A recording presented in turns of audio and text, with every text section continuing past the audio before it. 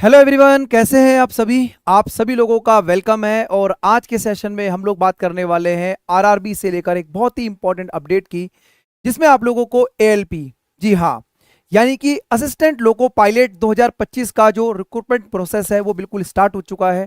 और यहाँ पर अगर हम बात करें सर, इस पूरे के पूरे सेशन के अंदर हम बात करने वाले हैं एज क्या रहनी चाहिए, क्वालिफिकेशन क्या होना चाहिए, सिलेबस क्या रहता है, सैलरी क्या रहती है, अगर हम बात करें एग्जाम कब तक होगा, पूरी कंप्लीट डिटेल आप लोगों के सामने एएलपी। और इस सेशन को देखने के बाद मुझे लगता है कि आप लोगों को कहीं और भागने की आवश्यकता नहीं होगी, क्योंकि सारी चीजें मैं आप लोगों के साथ यहां पर डिस्कस करने वाला हूं। ठीक है, तो आज हम बात कर रहे हैं उस वैकेंसी में जिसमें बहुत टाइम से स्टूडेंट्स वेट कर रहे थे। आरआरबी एएलपी को लेकर बहुत सारे स्टूडेंट जो है वो काफी समय से इस वैकेंसी का लंबे समय से इंतजार कर रहे थे। तो बात करते हैं सर, सबसे पहले जो वैकेंसीज हैं उनको देखकर आप लोग जरूर खुश हो जाएंगे, क्योंकि 9,970 वैकेंसी आरआरबी एएलपी के लिए आप लोगों को 2025 में देखने को मिलेगी।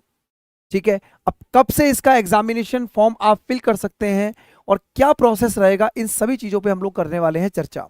सबसे पहले अगर हम बात करें, ऑफिशियल एम्प्लॉयमेंट न्यूज जो है 29 मार्च को बताया गया था कि भाई एएलपी की वैकेंसीज आने वाली हैं। और ऑनलाइन एप्लीकेशन फॉर्म्स जो हैं वो आप लोगों के आरआरबी की वेबसाइट पर स्टार्ट हो चुके हैं, जो कि 12 अप्रैल से आप इस फॉर्म को फिल कर सकते हैं। लास्ट डेट इस एप्लीकेशन फॉर्म का 11 मई रहेगा। और एप्लीकेशन फीस जो है वो आप 13 मई तक लास्ट में भर सकते हैं। इसके साथ साथ अगर हम बात करें, फॉर्म को भरते टाइम पर अगर कोई भी गलती आप कर देते हैं, वैसे तो गलती नहीं करना, लेकिन उसके लिए भी अगर मान लीजिए, कई बार ऐसा भी हम इस बात को समझते हैं कि बहुत सारे स्टूडेंट के पास इंटरनेट सुविधा नहीं होती, वो बेसिकली जब फॉर्म फिल करवाते हैं तो कहीं अपने घर से दूर या साइबर कैफे वगैरह की हेल्प से वो करते हैं। तो अगर ऐसा कुछ अगर आपके साथ है, तो अगर मान लीजिए कोई गलती हो जाती है, तो 14 मई से लेकर और 23 मई तक आपका विंडो करेक्शन ओपन किया जाएगा, जिसमें आप अपने फॉर्म को मॉडिफाई कर सकते हैं। ठीक है, इस बात का ध्यान रखेंगे। तो जैसा कि मैंने आपको बताया, एएलपी बोले तो असिस्टेंट लोको पायलट लेवल 2 का ये पोस्ट है। और इनिशियल पे जो है 19,900 है। यहां पर मैं आपको एड ऑन करना चाहूंगा। देखो, जो एएलपी की पोस्ट होती है, यहां पर जो 19,900 रुपए है, वैसे तो अगर हम बात करें तो सर एलडीसी के स्तर पर यह पोस्ट रहती है। लेकिन जो इसकी इनहैंड सैलरी आपको मिलती है, जो आपको इनहैंड सैलरी मिलती है, उसमें बहुत सारी चीजें आप लोगों को एक्स्ट्रा, जो आपका बेसिकली ओवर टाइम बोलते हैं, क्योंकि आप सभी को पता है कि एएलपी यानी कि रेलवे विभाग की नौकरी है। इसमें बेसिकली आप लोगों का जो फिक्स टाइम है वो तो रहता ही रहता है, लेकिन बहुत सारे ऐसे रूट्स होते हैं, ऐसे आप लोगों को ट्रेवल करना पड़ेगा जिसमें आप लोग नॉर्मल टाइम से ज्यादा आप लोग जो है काम करेंगे, और उसके लिए गवर्नमेंट आपको पैसा देती है।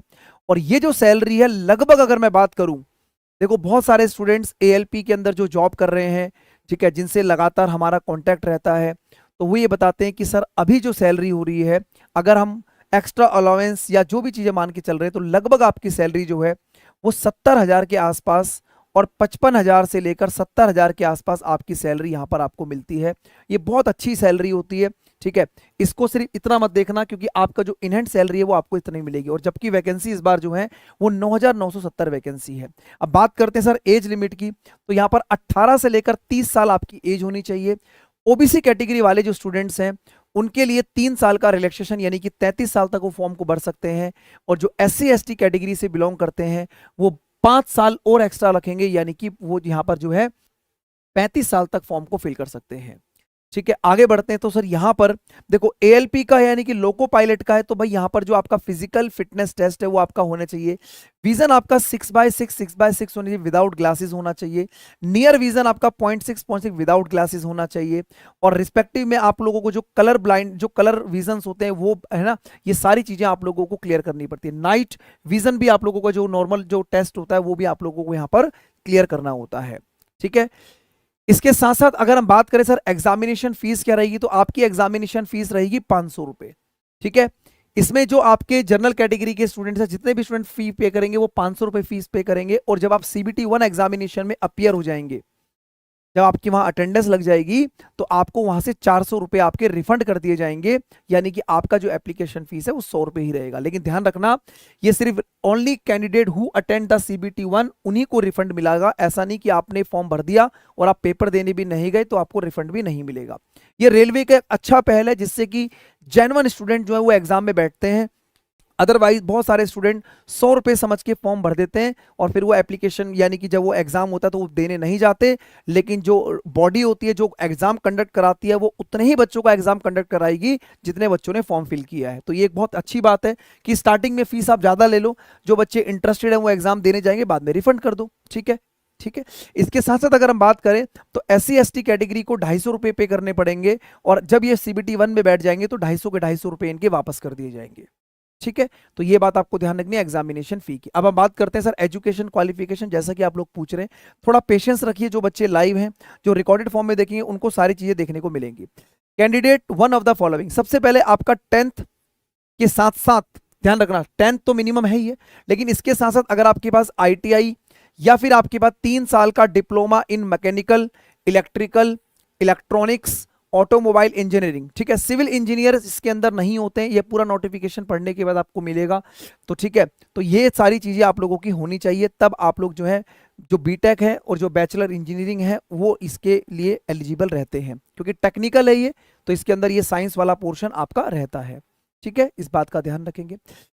एज मैंने आपको बता दिया, मिनिमम 18, मैक्सिमम 30, और बाकी OBC कैटेगरी 3 साल जोड़ेंगे, SC ST कैटेगरी यहां पर 5 साल जोड़ेंगे। ठीक है, एज जो है 2/7/1991 से 1/7/2006 के बीच में आप लोगों को यहां पर देखने को मिलेगा। अब यहां पर बात करते हैं सर एग्जामिनेशन पैटर्न में जो आपका रिक्रूटमेंट प्रोसेस है उसके अंदर क्या रहता है। सबसे पहले आपका CBT 1 होगा, यानी कि कंप्यूटर बेस्ड टेस्ट होगा। जो पहला पेपर होता है कंप्यूटर बेस्ड टेस्ट, वो आप लोगों का बेसिकली होता है क्वालिफाइंग इन नेचर, वो मैं अभी आपको पूरा डिटेल बताने वाला हूं इसी सेशन के अंदर। सेकेंड स्टेज के अंदर आपका CBT 2 होगा, जिसमें पार्ट ए होगा और पार्ट बी होगा। अब पार्ट ए जो होगा, यहां पर आपका फाइनल सिलेक्शन जो होता है मैं आपको बताऊं, वो बेसिकली यही सबसे मेजर पार्ट है। हालांकि जो पार्ट बी है उसमें कोई नेगेटिव मार्किंग नहीं होती, जिसमें आप लोगों को बात करें तो कंप्यूटर बेस्ड एप्टीट्यूड टेस्ट, जिसको ट्रेड भी बोलते हैं, ठीक है, ये सिर्फ ALP के लिए होता है। ठीक है, इसमें आपको बताऊंगा अभी क्या रहता है। उसके बाद डॉक्यूमेंट वेरिफिकेशन तो होना ही होना है कि भाई आप लोगों ने अपना जो एलिजिबिलिटी है उससे आप मीट कर पा रहे हैं भी कि नहीं कर पा रहे हैं, और मेडिकल एग्जामिनेशन भी आप लोगों का लास्ट में हर एक गवर्नमेंट जॉब के अंदर आपको मिलता है। अब बात करते हैं सर CBT का जो एग्जाम होगा, फर्स्ट वो क्वालिफाइंग इन नेचर होगा, इसके मार्क्स नहीं जुड़ेंगे, लेकिन आप जब तक इसको क्वालिफाई नहीं करेंगे तब तक आप मेंस यानी कि CBT 2 के एग्जामिनेशन में नहीं बैठ पाएंगे। मैथमेटिक्स के 20 क्वेश्चन, मेंटल एबिलिटी के यानी कि रीजनिंग के 25, जनरल साइंस के 20 क्वेश्चन और जनरल अवेयरेंस के 10 question, total 75 question, 75 number, 60 minute का ये पेपर होगा, यानी कि 1 घंटे का ये पेपर आप लोगों का होने वाला है। जो बच्चा इसको क्वालिफाई करेगा वही मेंस के एग्जामिनेशन में जाता है, यानी कि आपका जो CBT 2 होगा और फाइनल सिलेक्शन जो होगा वो आपका पार्ट ए और पार्ट बी के बेस पर होगा। अब आप देखेंगे यहां पर जनरल इंटेलिजेंस और रीजनिंग के 20 क्वेश्चन रहते हैं, मैथमेटिक्स के आपके 25 क्वेश्चन रहते हैं, और बेसिक साइंस और इंजीनियरिंग। अब देखो जो इंजीनियरिंग आप लोगों का है, जैसे मान लो कोई बच्चा जो है, कोई कैंडिडेट मान लीजिए लेट सपोज, अगर वो लेट सपोज इलेक्ट्रिकल से तो इलेक्ट्रिक के क्वेश्चन आएंगे, मैकेनिकल से तो मैकेनिकल के क्वेश्चन आएंगे, इलेक्ट्रॉनिक्स से है तो इलेक्ट्रॉनिक के क्वेश्चन, ऑटोमोबाइल इंजीनियरिंग से है तो वहां पर उसको उसी तरीके के क्वेश्चन यहाँ पर देखने को मिलते हैं जो इंजीनियरिंग यहाँ लिखा है। तो एक मेजर पार्ट ये प्ले करता है, 50 क्वेश्चन टोटल। अगर हम बात करें तो सर यहाँ पर 90 मिनट का आप लोगों का ये पेपर रहने वाला है, यानी कि 1.5 घंटे का पेपर आपका रहेगा। ठीक है, उसके बाद सर रिलेटिव ट्रेड, जो रिलेवेंट ट्रेड आपका है, यानी कि जिस फील्ड से आप हैं उसके आपके 75 क्वेश्चन रहेंगे, यहाँ पर 60 मिनट का टाइम आपको यहाँ पर दिया जाएगा। ठीक है, इसमें ध्यान रखना बेसिक साइंस के साथ है और ये आपका ट्रेड है। अब ट्रेड, मेरी बात समझना, ट्रेड का मतलब क्या होता है। देखो ALP के अंदर जो ट्रेड होता है बेसिकली उसके अंदर जो सिग्नल्स वगैरह होते हैं, ये छोटी मोटी चीजें आप लोगों की रहती हैं। अगर आप थोड़ा सा भी इसके बारे में सर्च करेंगे प्रीवियस ईयर में तो आपको समझ में आ जाएगा कि इसमें क्या है। अभी एक ये सेशन जो मैं कर रहा हूं उसके अंदर मैं कंप्लीट इन्फॉर्मेशन तो आपको दे रहा हूं, लेकिन डिटेल के अंदर अगर जाना तो थोड़ा सा नोटिफिकेशन को आपको गो थ्रू करना पड़ेगा। ठीक है, there will be negative marking, 1/3 of marks of every wrong question in CBT 1 and CBT 2। ठीक है, CBT 1 और CBT 2 जो आपका होगा, यानी CBT 1 तो क्वालिफाइंग है लेकिन नेगेटिव मार्किंग 1/3 रहेगी। CBT 2 जो मैंने अभी आपको बताया यहां भी आपकी 1/3 रहेगी, लेकिन जो आपका यहां पर पार्ट बी है लिखा हुआ, there shall be no negative marking computer based aptitude test, यानी कि CBAT के अंदर कोई नेगेटिव मार्किंग आपकी नहीं रहने वाली है। ठीक है, बात समझ में आ गई। उसके बाद सर बात करते हैं डिटेल सिलेबस की। अब देखो जैसे मैथमेटिक्स है उसमें पूरा अर्थमेटिक सेक्शन आपका आता है, जैसे HCF, LCM, ratio, proportion, number system, BODMAS, decimal, fraction, compound interest, simple interest. इसके साथ साथ कुछ बेसिक चीजें आपकी एल्जेब्रा, ज्योमेट्री और ट्रिग्नोमेट्री का आप लोगों का रहेगा, स्टैटिस्टिक्स का पार्ट आपका रहेगा। ठीक है, उसके बाद कैलकुलेशन वगैरह, कैलेंडर वगैरह का पार्ट आपका, इसको रीजनिंग में भी ले सकते हैं आप लोग। ठीक है, तो ये आप लोगों को यहाँ पर Venn diagram, mathematical operation, alphabetical series, ये सारी की सारी रीजनिंग के आपके पार्ट रहेंगे।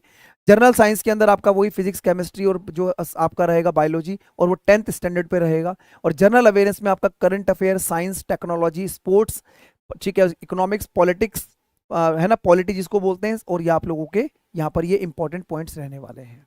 ठीक है, तो ये सारी चीजें मैंने आपको बता दी हैं। रेलवे एग्जाम्स को लेकर जो बच्चे बहुत ज्यादा सीरियस है और साथ साथ एसएससी एग्जाम्स को भी प्रिपेयर करते हैं, तो उनके लिए हमारे पास एक बहुत ही बेस्ट अपॉर्चुनिटी है जिसको बोलते हैं एसएससी और रेलवे महापैक, जिसमें आप लोगों को 12 महीने के लिए आप लोग पूरे के पूरे लाइव क्लासेस, टेस्ट सीरीज या पुरानी क्लासेस को भी आप एक्सेस कर सकते हैं, और आगे आने वाले जो लाइव बैचेस होंगे उसमें भी आप लोगों को मिलेगा इस प्राइस के अंदर। और अगर आप इसमें 24 महीने का लेते हैं तो आपको ये प्राइस पड़ेगा। ये एसएससी और रेलवे दोनों क्लासेस के लिए है आपका। एसएससी के बैच भी मिलेंगे आपको और रेलवे के बैच भी मिलेंगे। ठीक है, लेकिन अगर आपका टारगेट सिर्फ और सिर्फ रेलवे एग्जाम है, सिर्फ रेलवे एग्जाम्स को प्रिपेयर करना चाहते हैं, तो आप 1 साल के लिए आप लोग इस वाले महापैक को ज्वाइन कर सकते हैं, जिसमें आप लोगों को अपकमिंग क्लासेस, पुरानी क्लासेस और रेलवे के सभी एग्जाम्स आप लोगों को मिलेंगे। ठीक है, बात क्लियर है? तो ये सारी चीजें मैंने आपको बता दी हैं। बाकी अगर आपको सिर्फ ऐसा लगता है कि मैथ्स में मैं आपकी हेल्प कर सकता हूं, तो आप रोज रात 9 बजे मेरे साथ मैथमेटिक्स के लिए जुड़ सकते हैं, जो कि फ्री ऑफ कॉस्ट एसएससी वाला चैनल पे ही आपको क्लासेस मिलती हैं। ठीक है, उम्मीद करता हूं कि आपको सेशन अच्छा लगा होगा। जो जो बच्चे एलिजिबल है वो फॉर्म को बहुत अच्छे तरीके से डिटेल वाइज पूरा नोटिफिकेशन पढ़ने के बाद अपने फॉर्म को फिल करिए, और इस वैकेंसी को, अपॉर्चुनिटी को, जो लगभग 10,000 के आसपास वैकेंसी आप लोगों को मिल रही है, इस अपॉर्चुनिटी को ग्रैब करिए। 2025 में बहुत सारे ऐसे एग्जाम्स हैं, चाहे वो रेलवे के एग्जाम हो, चाहे वो एसएससी के एग्जाम्स हो, वो सारे के सारे एग्जाम आपको एक के बाद एक मिलेंगे। तो मेरा यही आप लोगों को सजेशन है कि लगातार अपनी तैयारी को बेस्ट करिए और बढ़िया तरीके से मेहनत करिए, क्योंकि ऑलमोस्ट जो जनरल पेपर होता है, maths, English, reasoning, GK, GS, वो सारे कॉम्पिटेटिव एग्जाम्स का ऑलमोस्ट सेम होता है। लगभग 90 to 95% आपका पेपर सेम आता है। तो अगर आप इतना स्कोर कर पाते हैं तो मुझे लगता है हर एक एग्जाम्स के अंदर आप बिल्कुल बेस्ट कर पाएंगे। ठीक है, thank you so much, take care, bye bye, जय हिंद, धन्यवाद, thank you everyone, thank you so much, best of